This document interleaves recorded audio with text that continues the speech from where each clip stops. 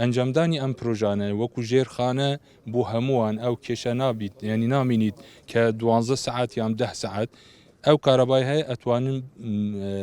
تەوزیع بکەم بێ کێشە ئەوەیە بابەتی تەولید پەیوەستی بابەتی سۆتەمەنی بەهێز بژم قسەکانی خۆم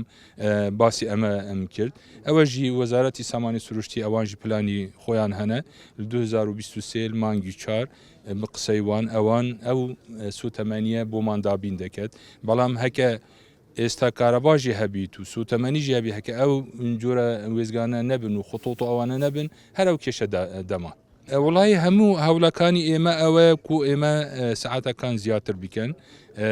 و ئەنجامدانی ئەو پرۆژانەژی ئەوە دەسەلمینیت کە ئەوە هەموو هەوڵەکانی ئێمە بەرەو زیادکردنی ئەو سعاتانەنە بەڵام احتیماد لەسەر تەولیدی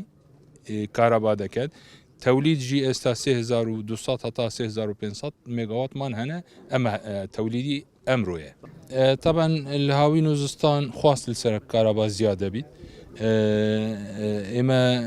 مەنەگوتیە ینی 24 سعاتمە کارەبا داوە ینی ئێستاژی ناوبینی 10 بۆ 12 سعات کارەبا هەنە بەڵام ئەوە خواست سەر کارەبا زیاد دەبیت و تەولیدی ئەوی هەمانە سنووردارە بەپێی ئەو سوتەمەنی هەمانە کو 3300 مگاوات ئەوە سەبەبە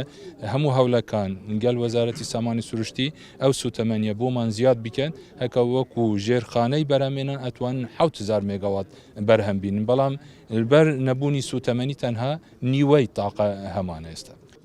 هەنگاوەکان ئەو پرۆژەمە ئەعلان کردی و تەحلیل بووە و بۆ شریکەیەکی دەرچووە هەفتی داهاتوو ئێمە گرێبەست دەکەن تامان هەر گرێبەستێکی ماوە هەیە ماوەی جێبەجێکردنجی تقریبا 9 مانگن کارەبای نیشتیمانی دەگاتە حاجی عومران بوو یەکەم جارە و 13 ملیار دینارژی تەخسیسات بۆ ئەم پرۆژە لە سۆران بۆ حاجی عومران ینی بۆ چۆمان بۆ حاجی عومران